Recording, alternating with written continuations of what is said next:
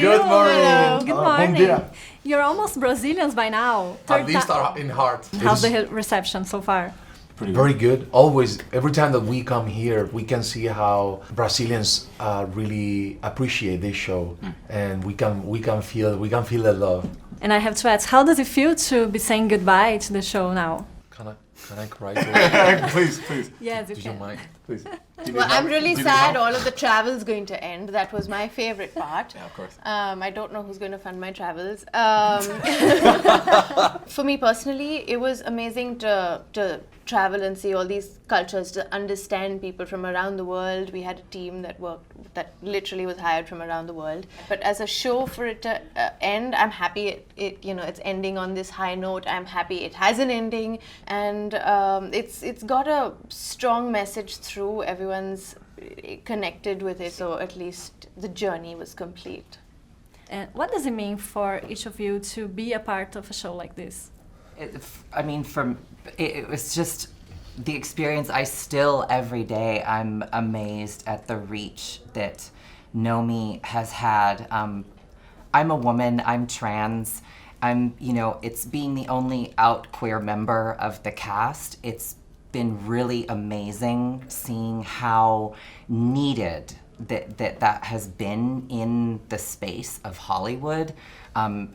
For young people, queer people. I've had thousands of messages from people, and I still get them, just saying thank you and, being grateful that finally they feel represented in a way that I never thought could happen, that they never thought could happen. So many trans characters are so just drowning in tropes and stereotypes, and Nomi's story was never about her transition, and I think that is the biggest thing that resonated with everyone watching who identified with Nomi, was that finally they felt like, oh wow, this is just like a chick with a job and a girlfriend, like that's me, like I'm not a victim.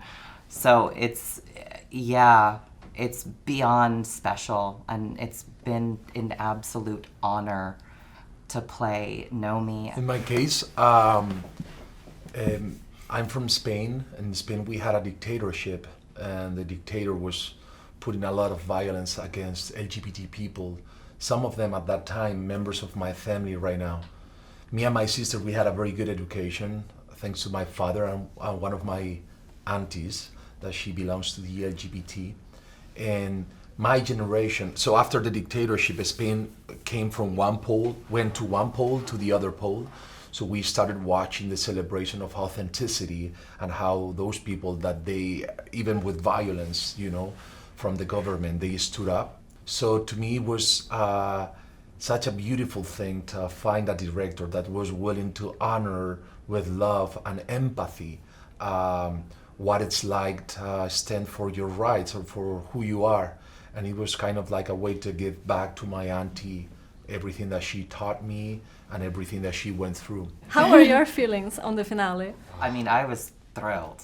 There was one thing that I wanted to have happen in the finale, and it did, as you know. You saw it, the wedding. I'm so... they get to have that moment at the Eiffel Tower, surrounded by all of their friends and family. It's for Nominita. I'm one of them, but I just ship them so hard. So I'm really happy with the outcome. Yeah, it's a beautiful scene. I think it's been years since nobody could film in the Eiffel Tower. Really? But they knew somebody that was some member from the Eiffel Tower, and they said yeah, we're very good fans of the show. We want you to be there, and they let us shoot in the Eiffel Tower. It was a reunion, though. We got to all be together again. It's hard to describe what this experience was like. The last 4 years, it was so intense and so joyful and so challenging at times, and to have this moment where we could all be together, and not just the eight. It was also the eight families and friends, people that you didn't get to work with that much. This was a once in a lifetime for an actor to be able to have a party like this, where you really honestly get to say goodbye to something and leave nothing unsaid, nothing undone. Yeah, there was just so many high points around the Eiffel Tower. There are fireworks, there is a wedding, there are beautiful vows, everyone's well dressed, everyone's from around the world. Naples. Like, it just, you know, that night had everything. It was just bigger than anything I've ever experienced.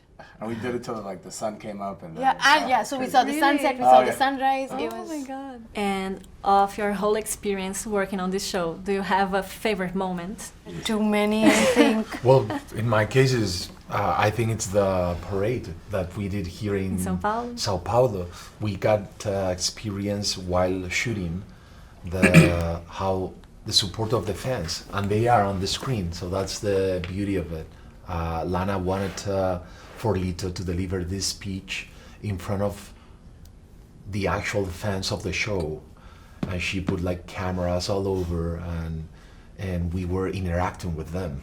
So that was something that I don't know if I'm gonna live again. I know that my complete favorite moment was actually your birthday that we shot in Mexico City. It was like, it's a part of the whole Sense8 birthday montage in the second season. Yeah, the wedding for me, the proposal in season 2, the proposal was really sweet and intimate and a really beautiful thing to film. That was, yeah. Oh We my had God. a lot of fun And making by the that. way, season 2, we were reading in Berlin. We were in the reading table, and we have every episode but the last one.